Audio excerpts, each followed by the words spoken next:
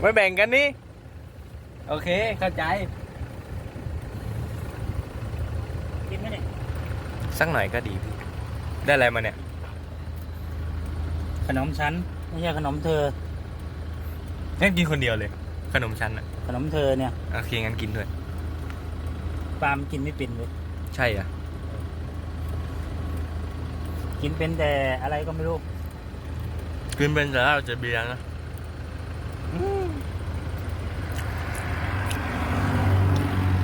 การหยาดเลยวะ